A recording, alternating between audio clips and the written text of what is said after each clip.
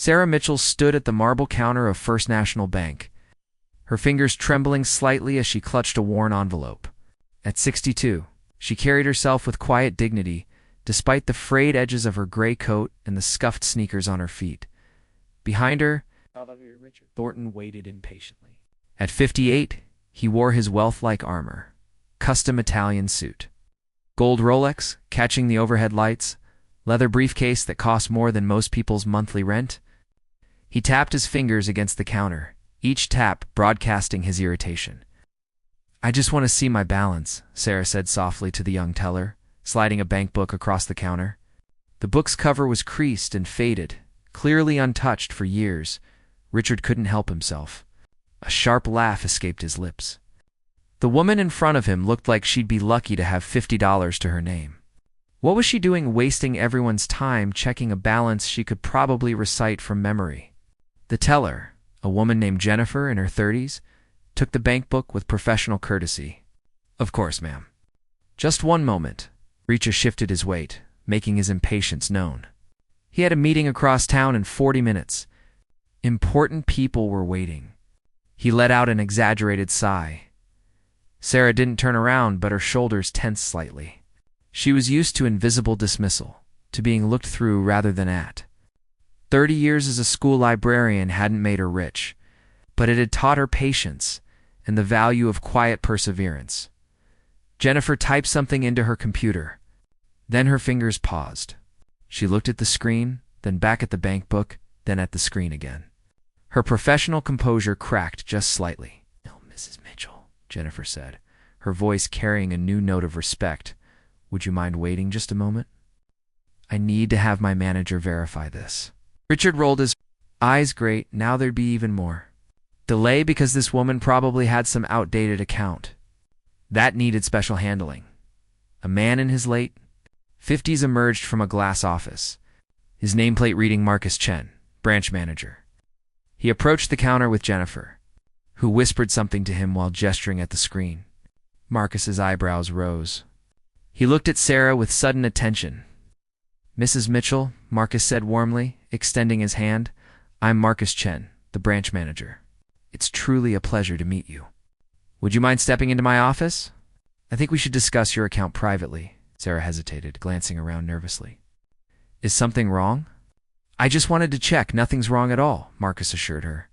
"Quite the opposite. Please, this way." As Sarah followed Marcus toward his office, Jennifer looked at Richard. For the first time, she smiled with genuine amusement. "She's quite remarkable, that lady," Jennifer said quietly. Richard's curiosity was piqued despite himself. "What do you mean?" Jennifer glanced toward the office where Sarah had disappeared, then back at Richard. Her smile widened, just a fraction. "Let's just say appearances can be very deceiving, sir." Inside the glass-walled office, Marcus pulled out a comfortable chair for Sarah. Through the transparent walls, Richard could see them talking. Could see Marcus treating this seemingly ordinary woman with extraordinary deference. 20 minutes later, Sarah emerged from the office. Her expression hadn't changed much, still that same gentle, modest demeanor. But Marcus walked beside her, speaking with obvious respect, discussing investment options and trust fund distributions. As Sarah passed Richard on her way out, she paused. Their eyes met for the first time. There was no anger in her gaze, no triumph, just a quiet sadness that someone like him might have assumed so much from so little. "Good afternoon," she said simply, and continued toward the door. Richard felt heat creeping up his neck. "Wait!" he called out, surprising himself. "Ma'am, I apologize for my rudeness earlier." Sarah turned back, studying him for a long moment. "Do you know what I've learned in my 62 years?" she asked. "That kindness costs nothing, but its absence can cost everything. Your apology is accepted." After she left, Richard approached Jennifer at the counter, his earlier impatience completely gone. "That woman," he said. "What just happened?" Jennifer considered how much to share. Mrs. Mitchell taught school for 30 years. Lived very simply. Never married, no children.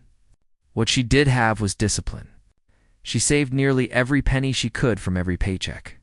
Made careful investments, never touched the account. She paused, then added that balance she wanted to check. It's over $4 million.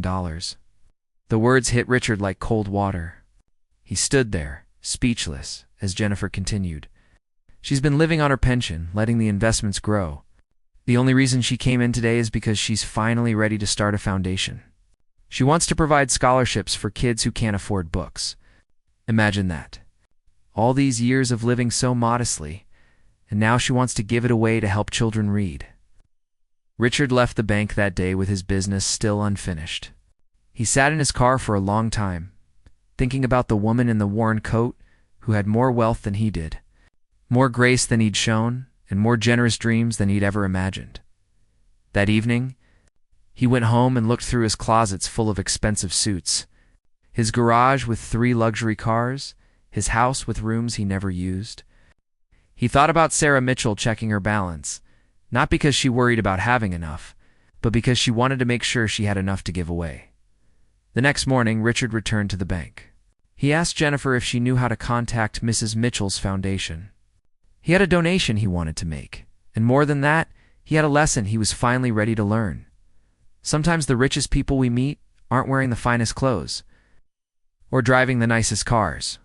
Sometimes they're standing quietly in line, carrying their wealth not in their wallets, but in their hearts, waiting patiently for their turn to make the world a little bit better.